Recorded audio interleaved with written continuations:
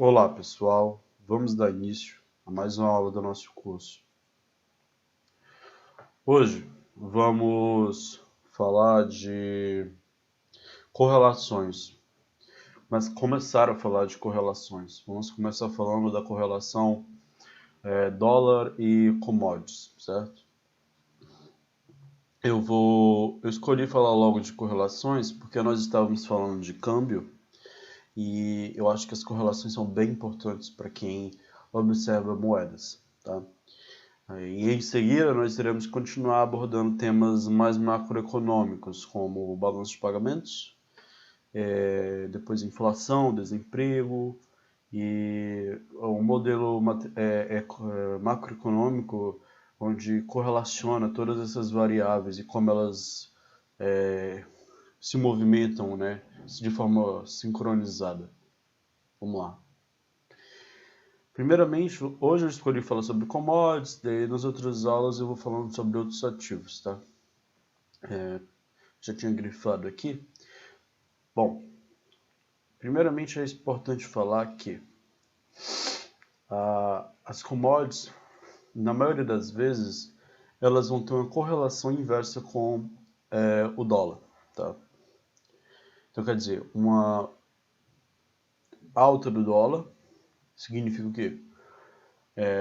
Uma queda das commodities e uma queda do dólar alta das commodities, dos preços, né? Essa correlação ela é bem forte, a gente verifica ela na maioria das vezes, tá bom? Principalmente no intraday. Geralmente ali você vai ver um petróleo caindo, formando uma barra de... Você não vai ver grandes movimentos, porque mas você vê pequenos movimentos, um petróleo caindo, uma, duas barras vermelhas e o dólar subindo ao mesmo tempo, ou ao contrário, tá? É um exemplo. O ouro também, né? Vamos falar de cada um. Tá, as principais commodities que fazem preço no dia, no day trade, né? Será o petróleo, o ouro, os campeões é o petróleo e o ouro, e o cobre também. O cobre ele tem um bom potencial. Para grandes exportadoras de ferro, o minério de ferro ele também tem um bom potencial. Aqui, por exemplo, a Vale se beneficia bem, né, quando o minério de ferro, as ações da Vale se beneficiam, né, quando o minério de ferro ele valoriza lá em Dalian. Mas também o dólar australiano ele se beneficia bastante também da alta do minério de ferro, porque a Austrália é um grande exportador de minério. Temos as agrícolas também, em certa medida, o soja, o milho, o trigo. O Brasil não produz trigo, né? Muito pouco, acho que nem produz. Exporta basicamente todo o trigo, importa na verdade, importa basicamente todo o trigo. Só que essas agrícolas elas têm um prazo maior para impactar, elas impactam um pouco médio e longo prazo devido ao fluxo que elas são entregues e pagas, né? Que esse dinheiro ele circula. O petróleo não, ele já impacta numa velocidade bem maior. E o ouro, vamos falar um pouco, mas o ouro é um ativo de segurança. Então, quando o mercado está com risco elevado, os players eles costumam se proteger comprando ouro, tanto para se proteger da inflação como para se proteger de grandes oscilações econômicas. Aqui a gente vai usar como referência para o dólar o índice dólar, que é o DIX. DIX, índice dólar, DXY, você chama do que você quiser. Ele é um ativo que é uma cesta que representa, ele é um benchmark, né? Contra uma cesta de moedas desenvolvidas, que é o euro, o ien, a libra, o dólar canadense e a coroa sueca e o franco suíço. É importante falar que eles usam essas moedas também porque essas são, na maioria das vezes, os principais meios de pagamento, além do dólar, né, que são utilizados no mundo, né, nas transações comerciais, moedas que são utilizadas, que são aceitas como meio de pagamento. O índice dólar ele é negociado na ICE, ok? Na Intercontinental Exchange. lá em Nova York, ele é negociado lá em Nova York, negociado quase que 24 horas por dia. É um ativo que os investidores eles utilizam para se proteger de oscilações do dólar. Depois eu vou fazer uma aula específica para falar de índice dólar, tá bom?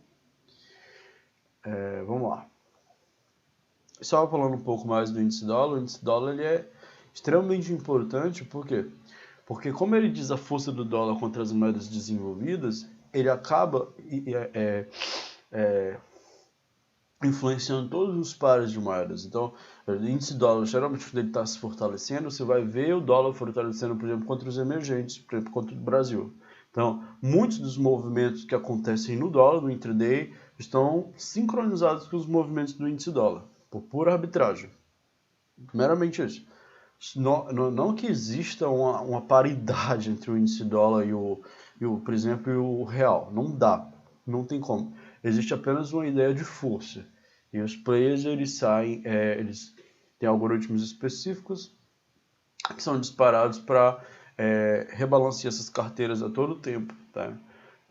Nos ativos que eles têm nos diversos países. Bom, depois eu falo mais sobre isso. Então vamos falar aqui dos tipos de commodities, né? Introduzir um pouco. A gente pode observar as commodities tanto de forma individual, como em índices, né? O índice mais antigo, um dos mais antigos, tá? Não, mas digo, é o Goldman Sachs Commodity Index, okay? Que foi o do Goldman que criou esse índice e depois ele vendeu para Standard Poor's, que é a S&P, tá? Ele é negociado também na Chicago. É um índice que tem uma cesta de commodities, eu vou já mostrar qual é essa cesta. E ele também pode ser utilizado como referência para verificar a força das commodities no geral, né, no mercado. E tem o Bloomberg Commodity Index, mas ele é menos utilizado, também é negociado em bolsa, mas é menos utilizado. Ele basicamente utiliza a mesma cesta do Goldman, mas com pesos diferentes, tá? E aqui é um exemplo por área, né, por setor, os tipos de commodities. Nós temos commodities de energia, que é a exemplo do carvão, petróleo, que é óleo cru, etanol, óleo diesel, gás natural, propano e etc. A gente também tem commodities agrícolas, né, por exemplo, soja, milho, trigo, café, cacau, algodão, açúcar, gado e etc. Metais, por exemplo, temos os metais ditos metais base, metais não ferrosos, assim, basicamente. Tem exemplo do zinco, do cobre, o níquel, o alumínio, chumbo e vai. Metais preciosos, quais os principais, né? Vai ter ali um ródio, enfim, mas os que realmente são utilizados largamente é ouro, prata, platina e paládio, tá? Bom, aqui é a cesta que o índice do Goldman ele utiliza para seu cálculo e os pesos respectivos, tá? Ele vai utilizar trigo de Chicago, trigo do Kansas, milho, soja, café, açúcar, cacau, algodão, porco, gado já pronto, gado para preparar, né, o bezerro. Vai utilizar aí também o petróleo WTI, heating oil, que é óleo de aquecimento, o petróleo cru dos Estados Unidos, gasolina, o Brent, né? Vai utilizar diesel, gás natural, vai utilizar também alumínio, o cobre, o níquel, o chumbo e o zinco. E dos metais preciosos, ele vai utilizar como referência o ouro e a prata. O maior peso desse índice, ele está em energia, tá? As commodities que mais pesam nesse índice são energia, e entre elas, o petróleo WTI e o Brent, tá? Esses são os que têm o maior peso.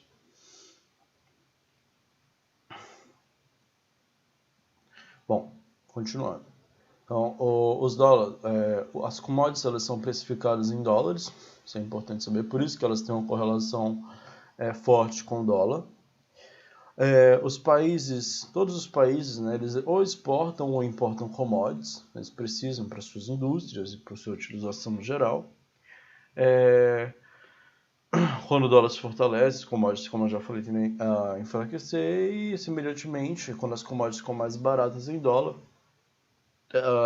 a sua demanda ela sobe, valorizando-as. Ou seja, quando o dólar cai, a commodity ela fica mais barata em dólar.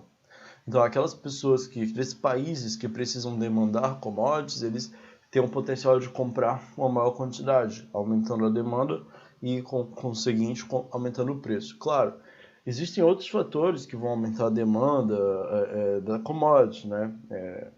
Mas isso todo só falando aqui, considerando apenas o dólar. Choques de oferta, choques de demanda, né? Basicamente, o que movimenta a commodity é oferta e demanda, né? As moedas de países com grandes volumes de exportação de commodities tendem a valorizar, tendem a apreciar com a valorização dos preços das commodities. Por exemplo, o real. Né? O real ele tende, né, num cenário de baixo risco de baixo risco país, a se apreciar com a elevação dos preços das commodities. Por isso que, por exemplo, o petróleo ele tem grande relevância aqui na apreciação do real. E na nossa balança comercial, né, você vai ter a soja, vai ter o minério de ferro, são os 3 principais commodities exportadas pelo Brasil, que é o petróleo, o minério de ferro e soja, não necessariamente nesse ordem de volume, um pode ser mais exportado que o outro, mas eles são os 3 sempre principais. E eles sim impactam na nossa moeda, tanto quando seu volume cresce de exportação, como quando seu preço valoriza, o real tende a se apreciar, né? E o dólar, consequentemente, cai.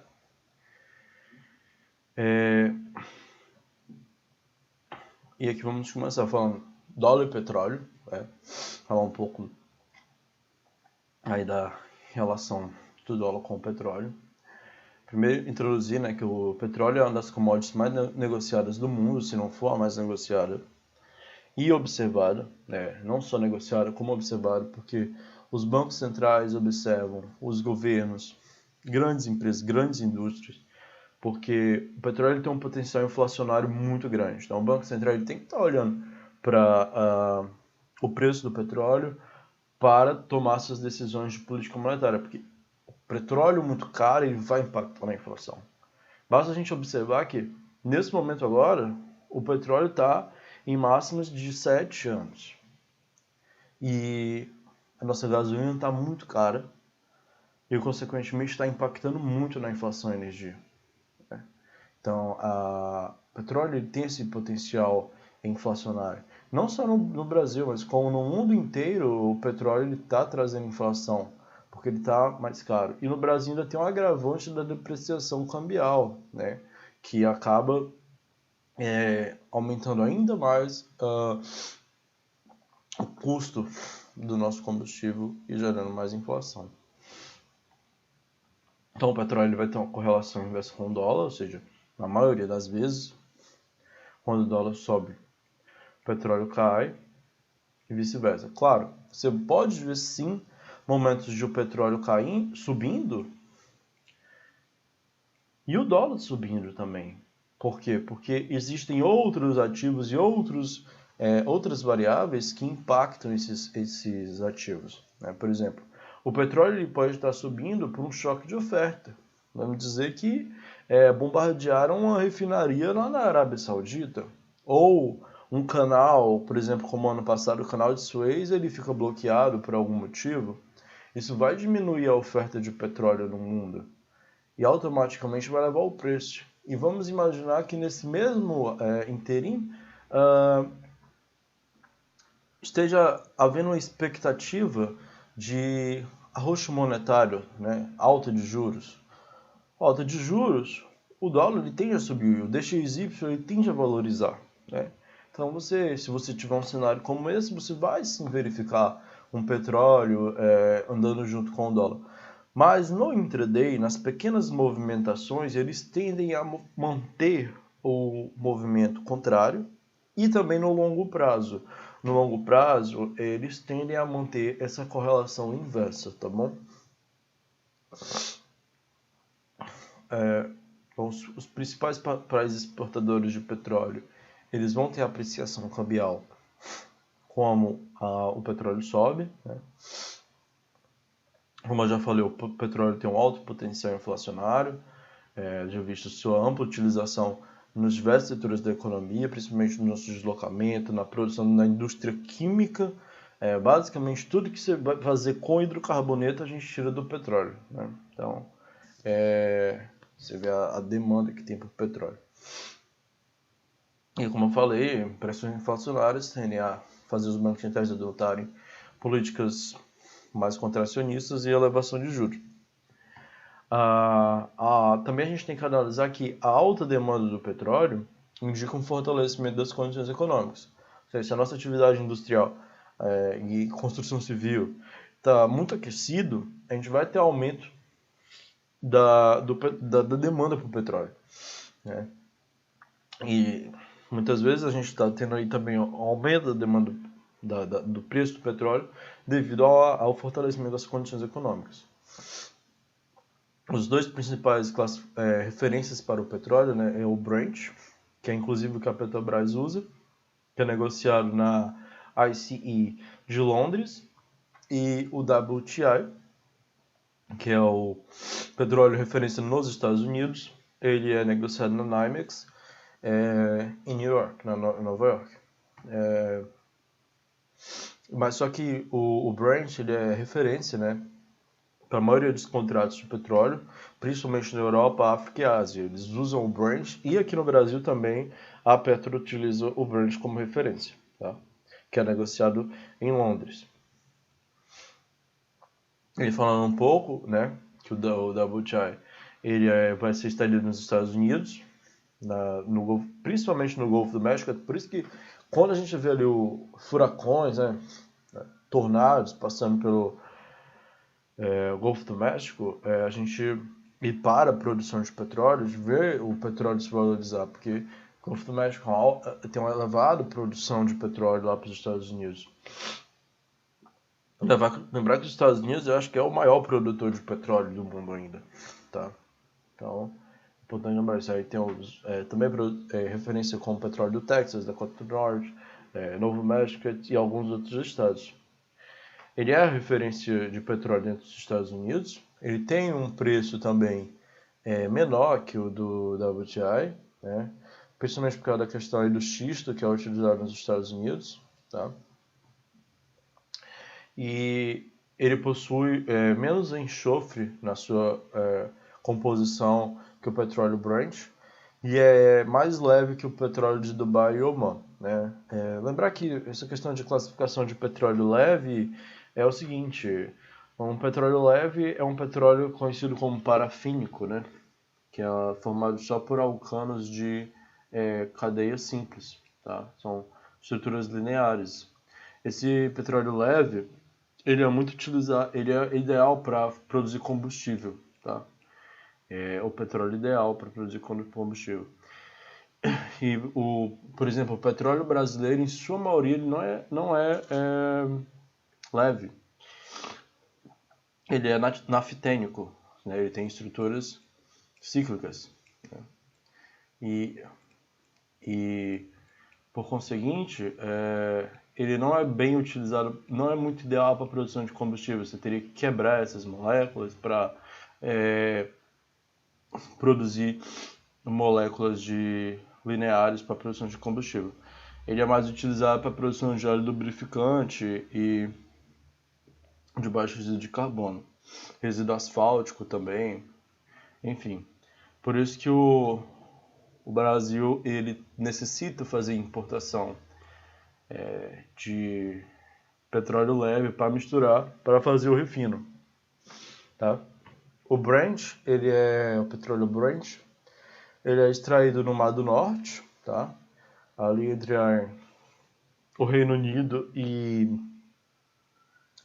a Escandinávia, tá? Ele é um petróleo leve, né? Ideal para a produção de gasolina.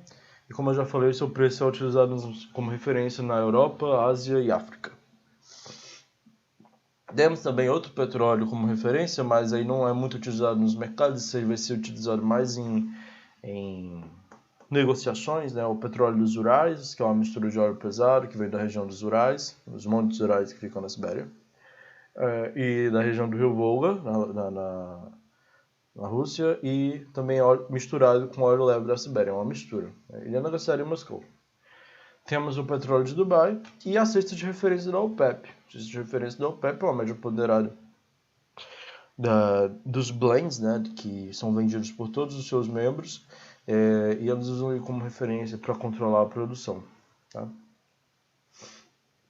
E, finalizando, né, lembrar que a correlação com o petróleo é basicamente petróleo para cima, dólar para baixo, vice-versa, atentando, no entanto, às outras questões que podem impactar cada um dos ativos. Eles são ativos independentes, não são ativos. Eles têm sua independência. Eles têm movimentos correlatos, mas eles são impactados por outros fatores. Então, é importante falar isso.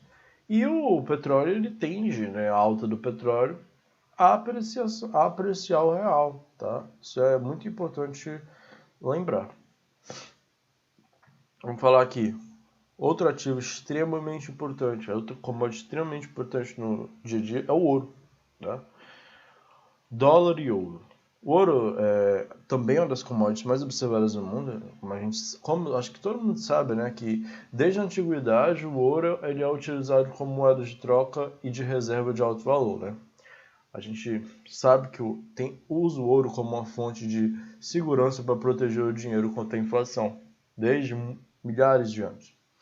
Então, ele é um ativo que tende a se valorizar basicamente em momentos de aversão a risco.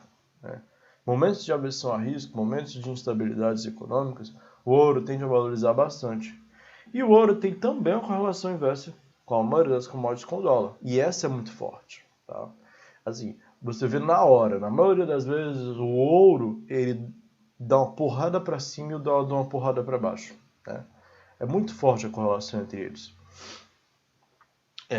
Porque o ouro é utilizado para se proteger contra pressões inflacionárias e contra risco da economia. Né? Então, é importante também estar analisando o ouro. Às vezes o dólar está caindo muito e você pensa que é uma coisa, é outra. Não, é o ouro que está subindo. Às vezes você vê um forte movimento aí no day trade, no dólar, o dólar caindo, e você não sabe, por que está caindo? Não, porque o ouro está subindo.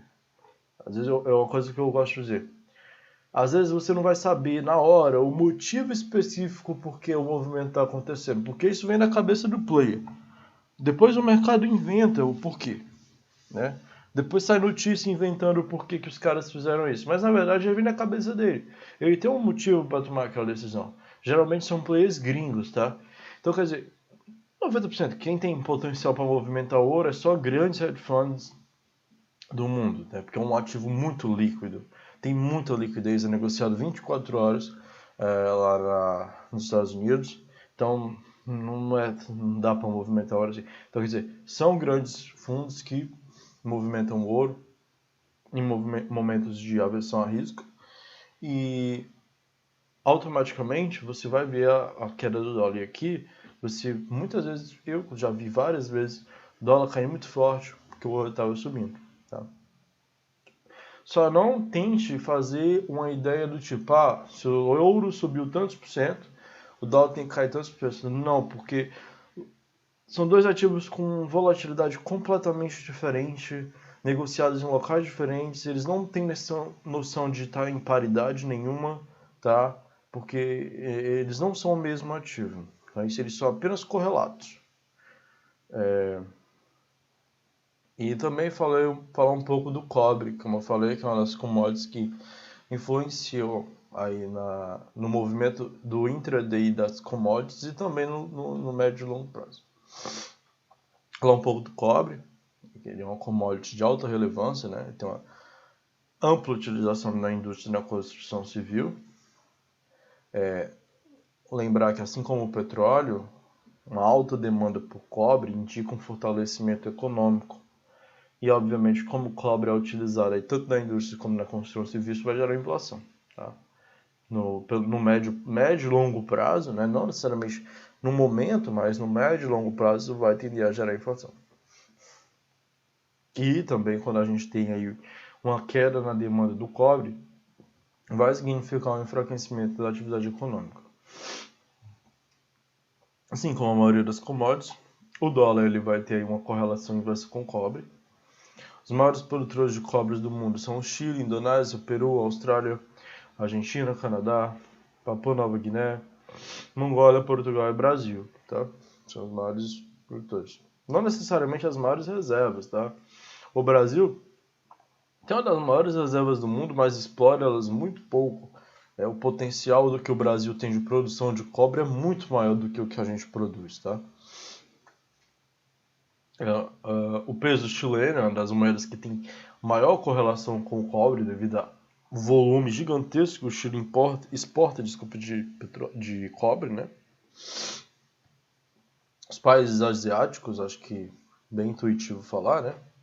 Que são os maiores importadores de cobre, né? A China ela é responsável por quase 50% dessa importação na Ásia, ou mais, né? E vai ser a China, o Japão e a Coreia do Sul. Dentro da Ásia, os principais importadores de cobre. A produção brasileira, como eu falei, ainda é modesta comparada com suas enormes reservas. Inclusive, a nossa produção ela é insuficiente para atender a demanda interna. Ou seja, o Brasil precisa importar cobre. A gente tem muito cobre, mas não extrai de forma correta. Que, no entanto, também a gente tem que analisar a questão ambiental. A gente não pode expor esse cobre de forma desproporcional para não prejudicar o nosso meio ambiente, né? E também, como toda commodity, o cobre ele é afetado por choques de oferta, né? Se tiver algum problema na mineração, você vai ver a oferta caindo, né? E o preço subindo.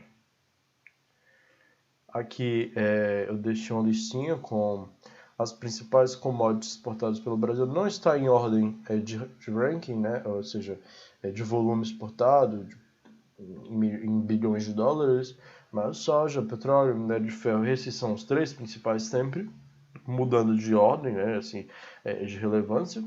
Celulose, milho, carne bovina, carne de frango, farelo de soja e café. São as principais commodities exportadas pelo Brasil, tá?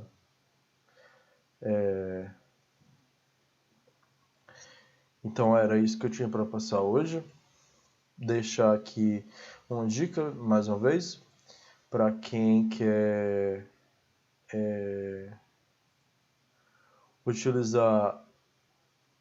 verificar essas cotações das commodities. Você pode pegar essas cotações gratuitas, tá? Não precisa pagar as cotações oficiais das bolsas, porque o que você pode pegar o DXY, o índice Goldman Sachs, tá? Aqui também, o petróleo Brent, o petróleo WTI, tá? Aqui. O ouro, você consegue pegar prata, platina, o cobre, tem aqui gás natural, tem soja, tem as paradigmas, né? Mas aqui você consegue pegar e aqui dá para você se orientar. Tem uma diferença mínima dessas cotações de CFD para a cotação oficial do ativo, tá? Mas não faz diferença, porque o movimento vai ser o mesmo. Esses ativos eles são negociados aí no mercado, vamos dizer, paralelo, mas o movimento é o mesmo, que eles arbitram, né, os preços. Tá? Então era isso que eu tinha para passar hoje. Exemplo aqui. só para mostrar, tá ao vivo, você está vendo que o índice dólar caindo. E alto, a gente consegue aqui ver, nesse momento, né, quem ficou para assistir até o fim da aula, o petróleo subindo. Você vê aqui, ó, na hora, ó, o petróleo está subindo nesse exato momento. A partir aqui das 6h45 da manhã, o petróleo iniciou aqui um movimento de alta, ó, 6h45, 7h15, e o índice dólar, ali um pouquinho depois, começou a cair. Você vê correlação muito forte. Se a gente analisar um pouco, o ouro está parado, ou seja, não é um movimento de aversão a risco. É um movimento entre commodity e dólar. Tá? Então, só para avaliar que a correlação ela é bem forte no intraday mesmo, como a gente pode observar. Tá? Então era isso, obrigado. Se inscreva no canal, o material dessa aula vai estar no canal do Telegram.